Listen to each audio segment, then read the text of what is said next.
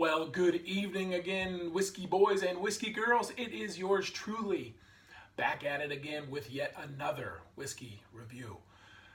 Tonight's whiskey review, number 81, Uno, for those who speak Spanish, Espanol, is none other than Old Overholt Bonded Straight Rye Whiskey. So, as you can see, we're kind of sticking in that, going back into that budget bourbon, so to speak, or budget whiskey in this case, I should say.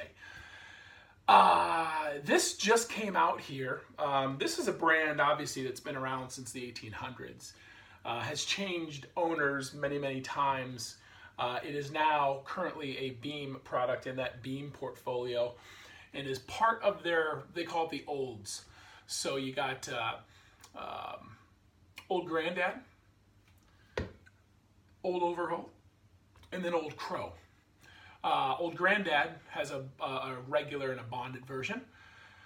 Old Crow, that's basically your Jim Beam bonded.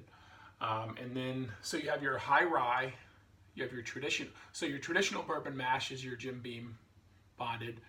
Your high rye recipe is your Old Granddad bonded. And now your rye recipe in a bonded form. So I'm not going to go through bonded, bottled and bond again. You guys know, 4 years, 100 proof, one distillery, one season, yada, yada, yada. Price point on this guy here, by the way, another 1 liter offering, sort of similar to the Early Times bottle that I'm almost through. 1 liter, another budget, 100 proof bottled and bond offering, relatively new on the market. So yeah, this is about, I think it was 30 bucks. So a pretty damn good value. I have not tried this, so this will be the first offering for me. Mash bill's a little bit up in the air. Got to be over 51% rye, that much we know. This one, they basically say straight up that this was barreled for at least 4 years. I'm guessing not much more than that at this price point. But excited to try this. When you talk about ryes and you talk about bonds, you tend to think about, the Pikesville, the Rittenhouse, those types of offerings, and there's others. So I'm excited to try this kind of compared to those two. So with no further ado, oh, by the way, let's talk about the cover of the book a little bit, so to speak. Very old-fashioned, no frills, a little bit of a neck that gives you the the information.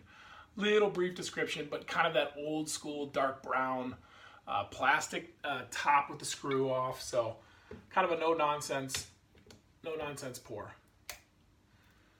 So we are going to pour this and see what we think.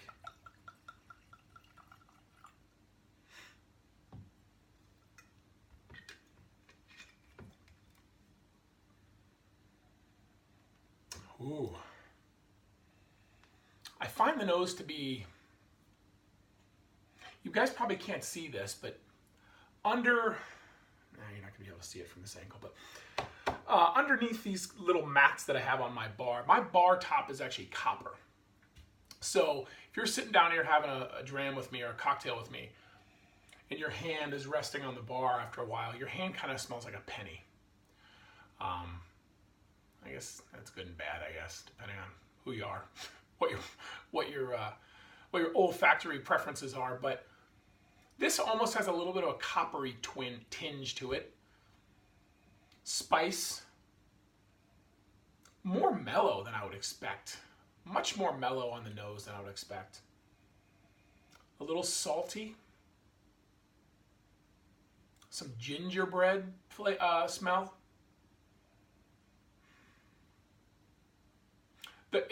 It smells much better than I thought it would smell. I expected a high rye, $30 liter. Even though it is 4 years old and it's bottled and I expect it to be a little more harsh. But it's not harsh at all. Let's give this a taste.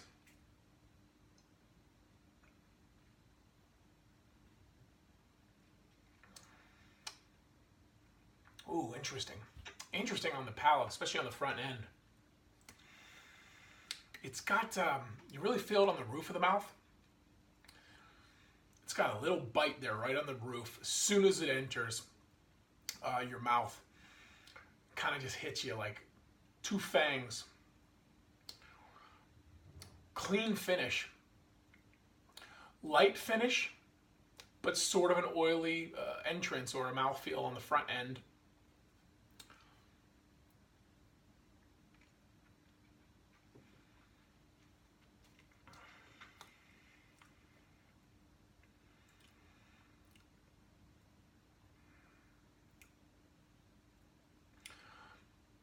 Crushed peppers, not peppers, pepper, like black pepper.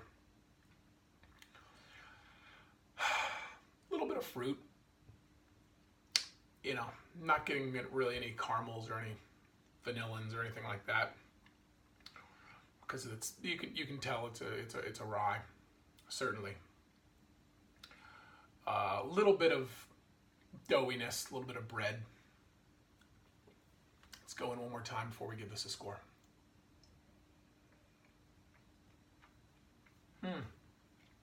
That time I got some mint, some clove.